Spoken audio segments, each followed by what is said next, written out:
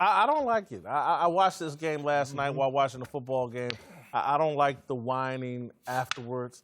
Look, the Lakers have their own issues, including, their number one pick from last year, who, if you look since November 4th, he's back to being the bad guy. He shoots 23% from three-point, 33% from the field.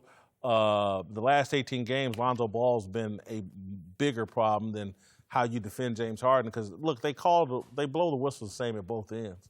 So I don't like the look of the wine in here. Yeah, I thought it was bad leadership. It's hard to take shots at LeBron. I love LeBron's game. I love what he's done for the Lakers so far and trying to give them some energy and confidence beyond the regular season. Let's go get this. But that's bad leadership, and you could tell how the dominoes started to fall. Post-game, Lonzo's complaining. During the game, Luke Walton's getting a tech.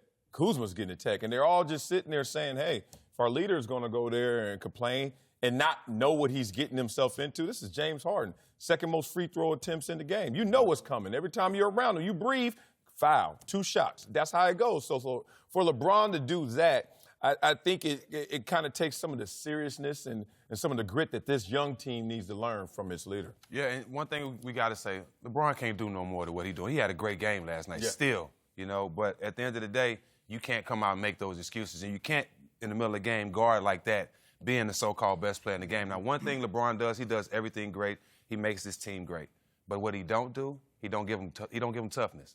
He don't give them that attitude that we're going to go out there and do anything we have to do to win this game. He don't give that toughness to these guys. You can get that from Tyson Chandler every now and then, but they don't have a steady guy that brings that toughness and that go-getter attitude to that team. And when you're playing teams like that, you're going to need that being a young team. The difference is, I'm up further that point. When I played with Kobe, I watched Kobe when I was on the bench. You know what I mean? I watched. But you practice. I practiced with him. You know what I mean? To be fair, I played against him on the court, and I was still watching. Exactly. So here's the grit you're talking about.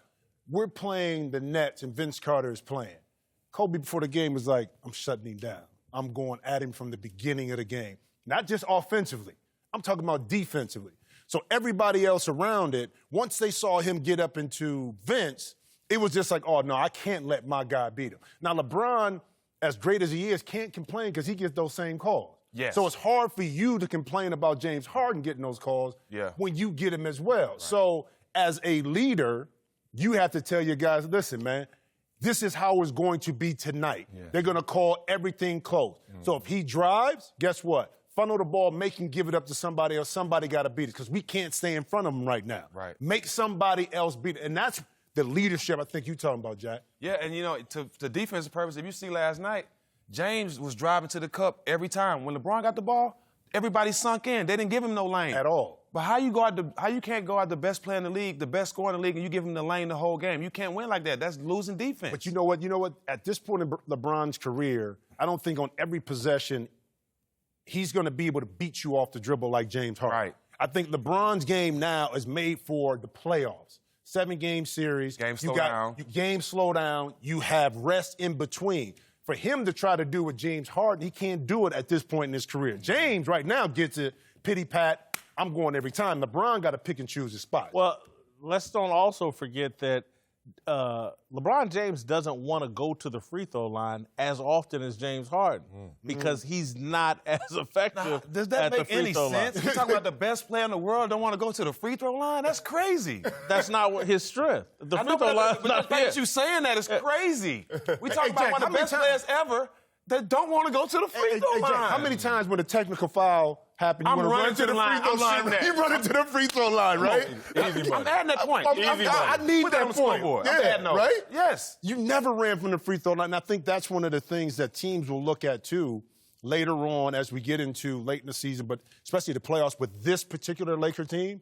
Okay, can we take LeBron out by fouling him and forcing him? Now, he's shown that when he concentrates, he makes it. But if he misses early on, he has a tendency to peel back a little bit from being more aggressive going to the cup. I think he was 2 for 6 last night. Yeah. Look, and I hate to circle back here. No one wants to talk about it. But Lonzo Ball's another liability at the free throw line. At some point, they got to make a decision on Lonzo. Does he work here or But how you going to play him? I mean, because his main duty is to handle the ball. With LeBron there, with Rondo there, He's never going to be able to be in a situation in a 48-minute game, 82 games a year, if he's healthy, to really develop into the point guard you want when you have those other guys there that take the ball out of his hand. I saw him do some good things. The real quick push-ups out to an outlet to Kuzma for a layup. They may not show up on the stat sheet, but that's his job. But if he can't do it consistently, how's he going to grow? Well, too, he has to go out there and do it. I don't care how he feels or if LeBron got the ball or not. You know he's giving the ball. But what I'm saying, if you want to get established in this league and you want to keep yourself in the Lakers uniform while in this league, you have to go ahead and let your game flourish. You can't wait till LeBron give you an opportunity, especially being on the team with him, because you'll fall in the shadow. All right.